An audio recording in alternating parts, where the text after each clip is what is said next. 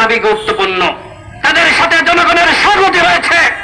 এখানে অসংখ্য সাংবাদিক ভাইরা রয়েছে, অনেকে লাইভ করছে, কমেন্টগুলো চেক করে দেখেন, তারা সকলেই বাহবা দিচ্ছে যে তোমরাই সত্য এবং ন্যায়ের পথে রয়েছ, তোমরাই সঠিক পথে রয়েছ, তোমরাই গণতন্ত্র পুনরুদ্ধারের পথে রয়েছ, তোমরাই আগামীর ভবিষ্যৎ। চেক করে দেখবেন কমেন্টগুলো।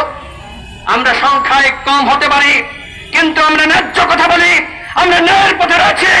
এই ন্যায়ের পথে লড়াই করতে গিয়ে যদি আমাদের বিপদের মুখোমুখি হতে হয়, আমরা সেই বিপদের মুখোমুখি হতে প্রস্তুত রয়েছে।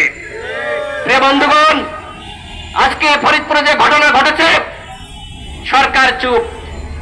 সরকারের প্রধানমন্ত্রী দেখবেন বিভিন্ন ইস্যুতে ছোট ছোট বিষয়ে তিনি বক্তব্য দিয়ে থাকেন, কিন্তু এত বড় একটি ঘটনা, ওবায়দুল কাদেরের বক্তব্য নাই, প্রধানমন্ত্রীর বক্তব্য নাই, কোন মন্ত্রীর বক্তব্য নাই, সবাই মুখে কুলু পেটেছে, মনে হচ্ছে ভারত তাদের মুখে স্টিকার লাগিয়ে দিয়েছে, তারা আর কথা বলতে পারছে না। আজকে দেখেন ভারতের লোকসভা নির্বাচন চলছে, আর বাংলাদেশের ফরিদপুরে এই ধরনের ঘটনা ঘটেছে। ওই অজিত কুমার সরকার, যার নেতৃত্বে আমার শ্রমিক ভাইদেরকে একটি রুমের মধ্যে হাত পা বেঁধে বন্দী করে রাখা হয়েছিল, এবং ওই তপন, কুলাঙ্গার তপন, সেখানে গিয়ে অজিত কুমারকে সাথে নিয়ে শ্রমিকদেরকে লাঠি দিয়ে রাত দিয়ে পেটানো শুরু করেছে। কল্পনা করতে পারেন বন্ধুগণ, হাত বেঁধে, পা বেঁধে, চোখ বেঁধে, গাল গামছা দিয়ে বেঁধে তাদেরকে রক্তাক্ত করা হয়েছে, হত্যা চেষ্টা করা হয়েছে, নির্মম নির্যাতন করা হয়েছে। বাংলাদেশের রাজনৈতিক দলগুলো ভারত খুশি হবে, যে কারণে প্রতিবাদ করছে না। এটি মেনে নেওয়া যায় না বন্ধুগণ, যে নির্মম ঘটনা ঘটছে। অনতি বিলম্বে কুলাঙ্গার তপনকে গ্রেপ্তার করতে হবে, অজিত কুমারকে গ্রেপ্তার করতে হবে, যাদেরকে ভিডিওতে দেখা যাচ্ছে প্রত্যেককে গ্রেপ্তার করতে হবে। সে কোন ধর্মের মানুষ সেটি এখানে বাঁচ বিচার করার সময় নাই। ধর্মীয় পরিচয়ের মধ্যে এই সন্ত্রাসীদেরকে অনতি বিলম্বে গ্রেপ্তার করতে হবে, অন্যথায় সবেমাত্র আন্দোলন শুরু হয়েছে, সবেমাত্র আন্দোলন শুরু হয়েছে। গতকাল একটি মামলায় হাজিরা দিতে সাইবার ট্রাইব্যুনাল কোর্টে গিয়েছিলাম। হেফাজত ইসলামের একজন কর্মী তিনি আমাকে দেখে বললেন, ভাই আপনারা যখন মোদী বিরোধী আন্দোলন, মোদীর আগমন বিরোধী আন্দোলন শুরু করলেন, আমরা যদি পরবর্তীতে রাজপথে না নামতাম তাহলে আমাদের রাজনৈতিক অস্তিত্ব থাকতো না। কারণ ওই সময় ছাত্র অধিকার পরিষদ, যুব অধিকার পরিষদ, সাম্প্রদায়িক নেতা মোদী বাংলাদেশে আসছে স্বাধীনতার সুবর্ণ জয়ন্তী অনুষ্ঠানে, তারা প্রতিবাদ করেছে।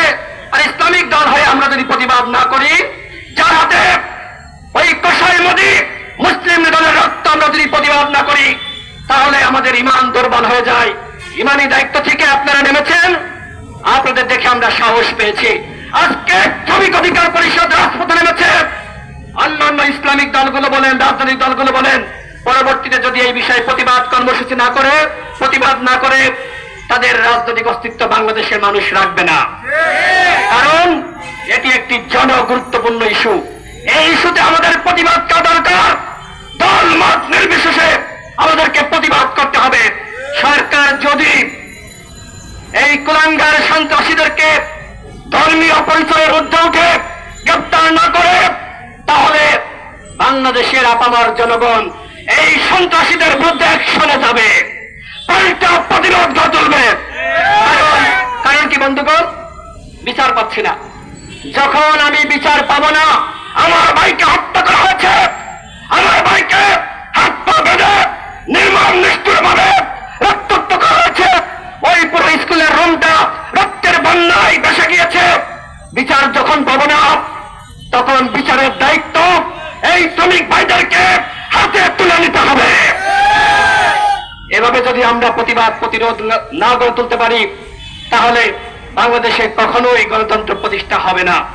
একটু আগে আমাদের মোশাররফ ভাই বললেন, প্রধানমন্ত্রী বলেছেন রাজনৈতিক বিবেচনায়, রাজনৈতিক মামলায় কাউকে গ্রেপ্তার করা হয়নি, সকলেই বিভিন্ন অপরাধমূলক মামলায় গ্রেপ্তার হয়ে রয়েছে। ওই মামুনুল হকের কি অপরাধ আমরা জানতে চাই।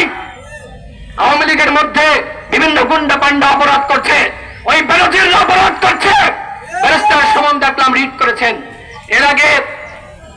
সালনের বিরুদ্ধে রিট করেছিলেন না, আদালত কি করলো? খারিজ করে দিয়েছে। ব্যারিস্টার সুমন তারপরে কোনো কথা বলেছে? মুখে কুলু পেটেছে, বলেছে যে তুমি ভাই সামাজিক যোগাযোগ মাধ্যমে এই ভাইরাল ইস্যুতে কথা বলেছো, ভাইরাল হয়েছে, এমপি হয়ে গেছো, এখন আর কথা বলবো না। কথা বললে তোমার এমপিগিরি ছুটিয়ে দেওয়া হবে। ব্যারিস্টার সুমন ওয়াই সালনের বিরুদ্ধে আর মুখ খোলে নাই, এখন বেনজিরের বিরুদ্ধে তিনি রিট করেছেন। এই রিট যখন হাইকোর্ট খারিজ করে দেবে, ব্যারিস্টার সুমন কোনো কথা বলতে পারবে? প্রত্যেকটা ভাইরাল ইস্যুতে তিনি রিট করেন, আলোচনায় থাকেন, ভাইরাল অর্থান্তায় থাকেন। ব্যারিস্টার সুমন, আমি বলছি না, ওই এলাকার এমপি, সাবেক এমপি, তিনিই বলেছেন ব্যারিস্টার সুমন বাটপাড়ি করছে। জনগণের চোখে ধোঁকা দিয়ে এরা বাটপাড়ি করে এমপি হয়েছে। আজকে ওই এলাকার মানুষ তারা সচেতন নয়। তারা যদি সচেতন হতো, এই দামি নির্বাচনে ব্যারিস্টার সুমনকে সে যতই ভালো মানুষ হোক ভোট দিতে যাইতো না। এই কথা আমি কেন বললাম? তিনি বেনজিরের বিরুদ্ধে আবার রিট করেছেন। বেনজিরের যদি বিচার এরপরে যদি খারিজ করে দেয়, তখন তিনি আর মুখ খুলবেন না। আজকে দেখেন অপরাধীদেরকে এই সরকার এইভাবে আশ্রয় প্রশ্রয় দিচ্ছে। মুনিয়া হত্যাকাণ্ডের কোন বিচার বাংলাদেশে হয়েছে? হয় নাই, গ্রেপ্তার পর্যন্ত করে নাই। অথচ আমাদের সভাপতি তিনি ওই সন্ত্রাসী ছাত্রলীগকে যারা আমাদের উপর হামলা করে, যখন তাদেরকে গুন্ডা বলে, সন্ত্রাসী বলে, তখন তার বিরুদ্ধে গ্রেপ্তারি পরোয়ানা জারি হয়।